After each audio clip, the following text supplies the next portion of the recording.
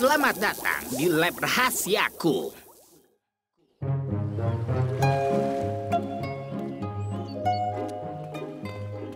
ST Pak Zuckerboom. Mau pergi? Ini tidak organik.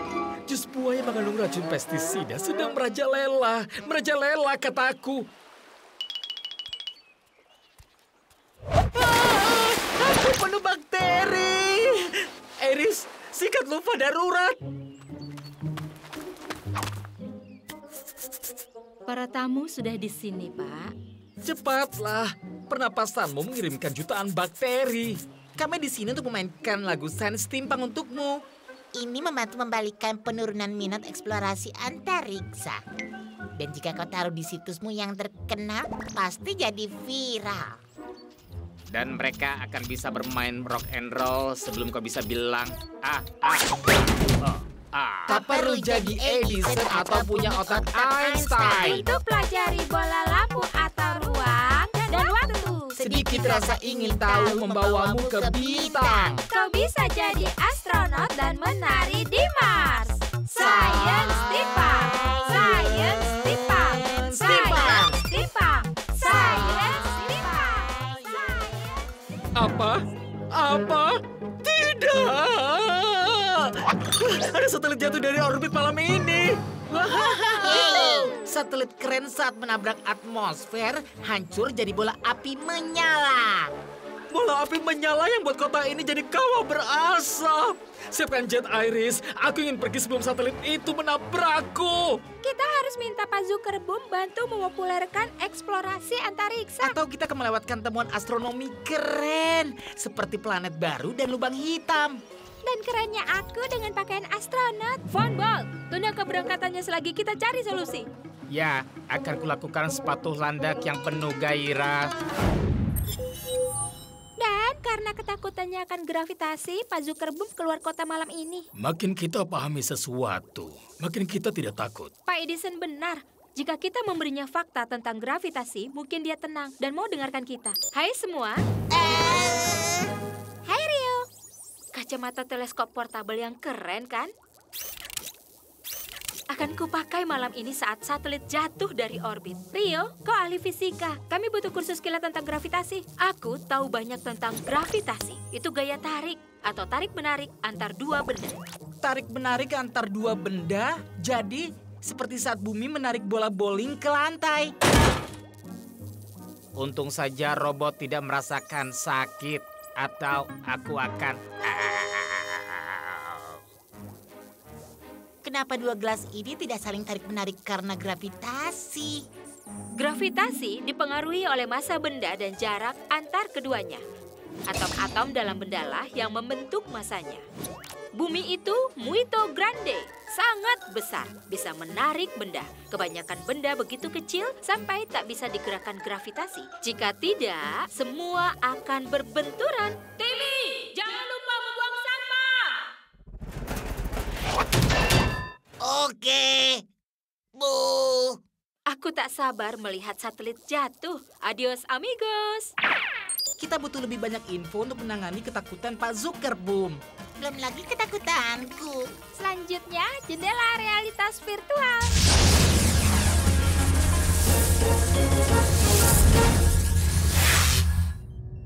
Tempat ini terlihat sangat asing.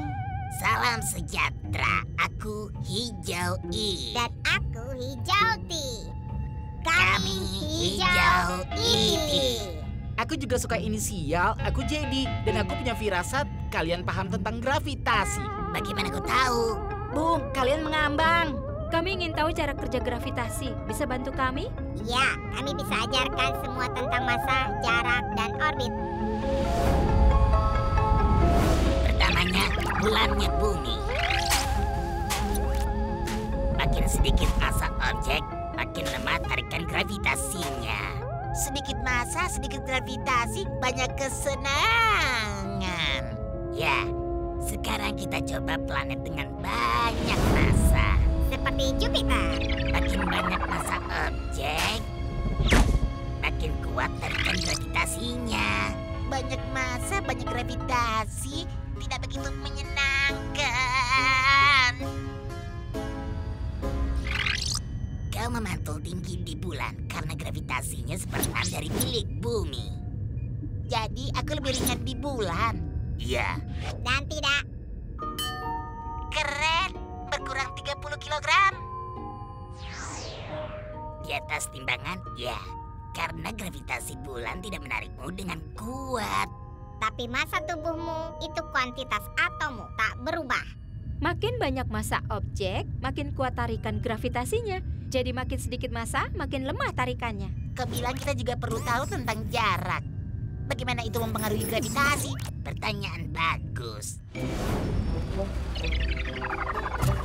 Makin dekat dua objek, makin kuat tarikan gravitasinya. Belum lagi percikan cannonball itu. Makin jauh dua objek, makin lemah tarikan gravitasinya. Wah, ini baru papan lompat yang tinggi. Kalau begini aku tidak akan buat percikan besar sampai Selasa depan. Aku akan memeriksa bagaimana Von Bolt mengulur waktu Pak Zuckerboom. Tidak ada sinyal di sini. Kau bisa pakai ponselku. Satelit itu akan jatuh ke kepalaku sebentar lagi. Oh, ini lama sekali. Aku harus segera pergi. Bagaimana Von Bolt? Pak Zuckerboom lebih paranoid daripada semut di parade pemakan semut. Jangan sampai dia kabur. Iya, aku menempel padanya seperti kutu titanium yang ulet. Jadi, bagaimana cara yakinkan Pak Zuckerboom satelit tidak akan jatuh ke kepalanya? Cukup jelaskan bagaimana gravitasi memengaruhi objek di orbit. Orbit itu jalur yang ditempuh satu objek mengitari objek lain seperti pesawat antariksa mengitari bumi. Semua planet di tata surya mengitari matahari dan tertarik padanya karena gravitasi. Wah, wah, wah. Kenapa semua planet tidak terbentur matahari dan terbakar? Dua alasan planet tidak berbenturan dengan matahari. Alasan yang sama mengapa bulan dan satelit tak keluar dari orbit. Pertama, dibandingkan dengan matahari, planet lain seperti butiran pasir. Benar, masanya lebih kecil, jadi kurang tertarik. Alasan kedua adalah inersia. Pak Isaac Newton, mengapa ilmuwan sepertimu di sini? Aku menemukan bahwa benda bergerak akan terus bergerak, kecuali ada yang mengubah jalurnya atau menghentikannya. Karena inersia, planet di orbit terus bergerak dalam garis lurus, jauh dari matahari. Tapi gravitasi menarik planet kembali ke arah matahari. Selama kedua gaya ini tetap seimbang, planet tetap berada di orbit. Dan aku tetap mual. Dengan menembakkan roket retro, pesawat antariksa mengurangi inersianya. Jadi gravitasi bisa ambil alih dan pendaratan bisa diarahkan dengan aman. Satelit tetap di jalur untuk masuk kembali. Itu satelit yang menurut Pak Zuckerboom akan menimpanya. Tidak jika para ilmuwan melepaskan roket satelit untuk menyeimbangkan gravitasi dan inersia dan menyesuaikan jalurnya.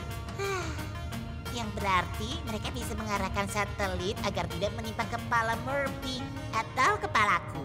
Tepat sekali. Terima kasih, Idanti. Kita turun di sini. Sopir, bawa aku ke bandara, cepat. Ya, aku melaju cepat dengan patuhi batas kecepatan.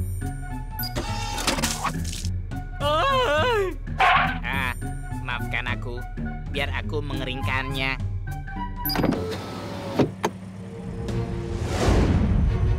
Satelit jatuh. Cepat, cepat, cepat. Pertama, kita putar musik yang santai, ya. Katanya apapun yang naik harus turun. Itu fakta.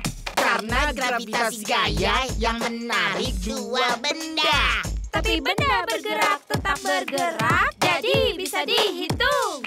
Saat satelit jatuh dari langit, ada arah dan kecepatannya. Yang berarti tak perlu ada alarm, sepanik kena cacar. Luar biasa. Dengan lebih memahami gravitasi, aku tidak takut. Kirimkan puisi kalian. Oke, akan kutaruh di situs pribadiku dan pasti jadi viral. Minat terhadap eksplorasi antariksa pasti akan meningkat. Yeay! Apa? Tidak! Gempa di Kutub Selatan. Mungkin ada tsunami es setinggi 10 km penuh penguin liar menuju ke sini sekarang. Aku mau pergi.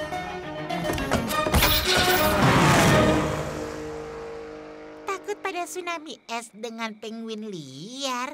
Entah apa nama fobia itu.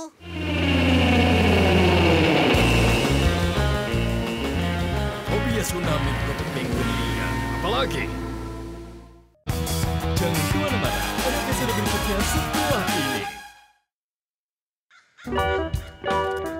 Ken, selamat datang. Ini paman kami, Thaddeus. Hai Ken, tidak sabar pergi belanja barang antik dengan kami? Tidak juga.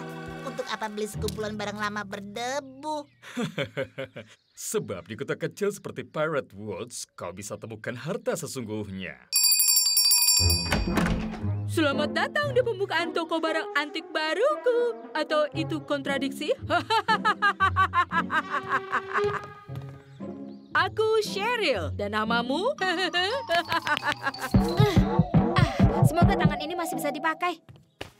Ini Angie, dan aku Thaddeus, kolektor profesional. Ya, aku butuh pendapat profesional tentang peti yang kugali di hutan musim semi lalu. Ada yang aneh dengan uang perak itu? Iya, katanya tidak pernah digunakan. Tapi lihat bulu dada elang itu. Halus sekali. Heeh, seperti ada yang membersihkannya dengan cat perak agar terlihat lebih baru dari sebenarnya. Aneh. Mengapa barang antik ini begitu bersih? Iya, tidak semuanya. Nah, ini dia barang antik. Oh tidak, debu antik. Maaf Ken, aku hanya mau menyingkirkan debunya.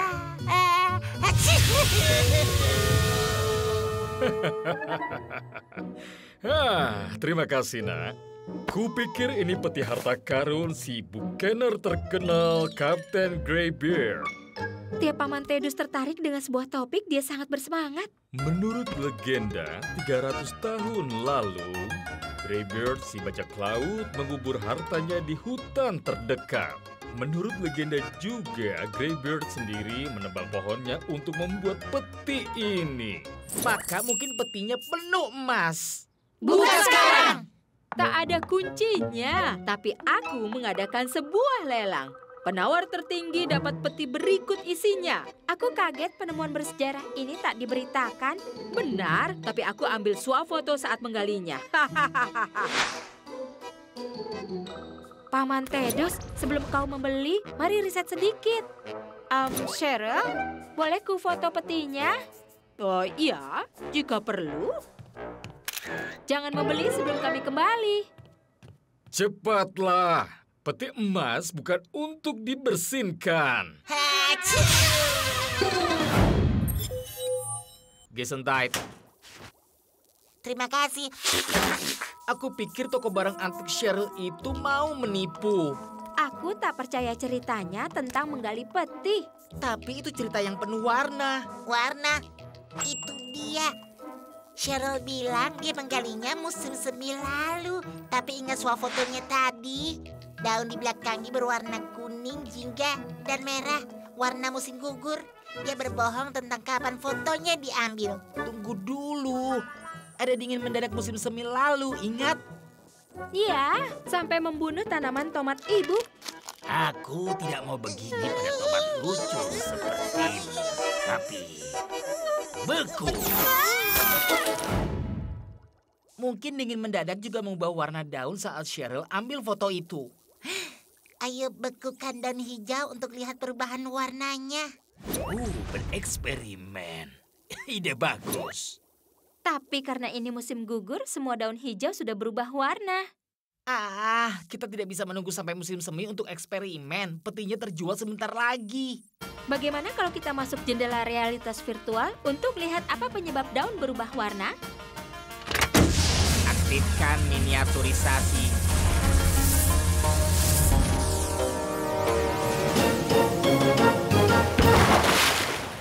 Keren, kita masuk ke pembuluh daun.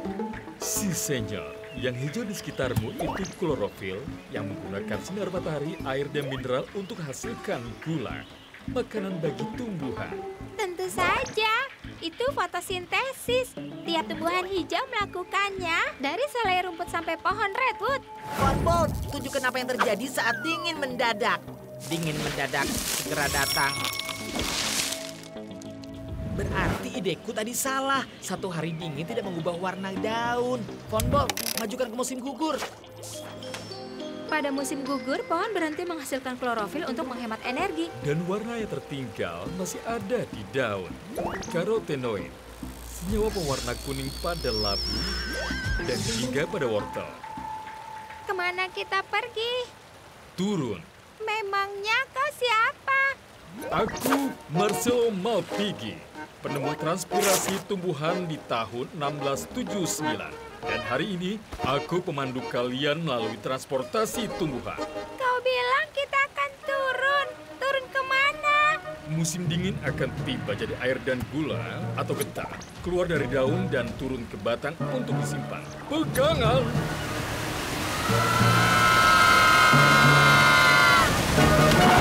Di mana kita? Phloem. Phloem itu lapisan pohon tepat di bawah kulit kayu. Terbuat dari sel hidup yang mengangkat air dan gula sampai ke akar. Lalu, di musim semi, getah muncul lagi. Tapi kali ini, getah naik ke lapisan antara phloem dan kulit kayu atau xylem.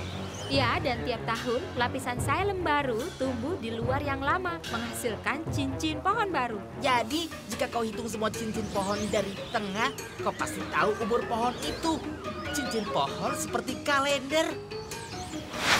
Yang itu apa? Mungkin cara kita keluar dari sini.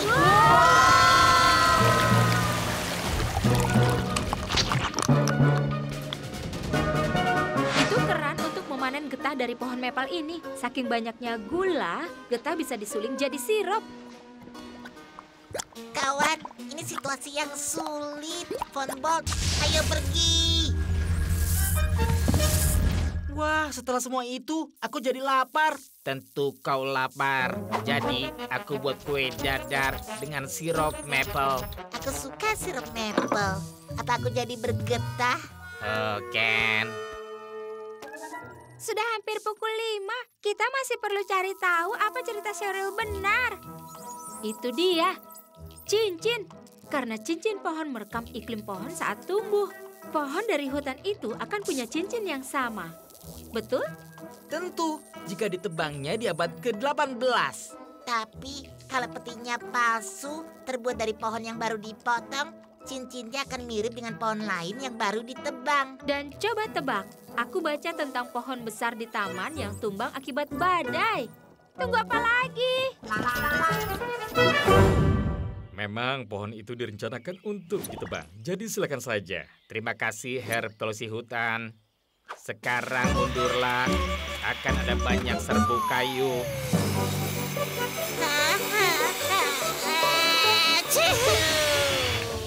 Gesundheit, Ken. Himmel.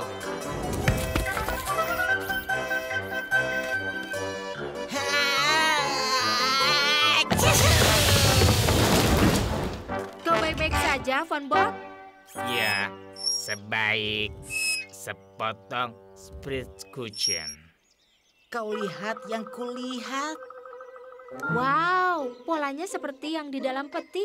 Artinya kayu itu baru. Kita punya 10 menit untuk hentikan Paman Tede sebelum dia tanpa sadar membeli peti palsu.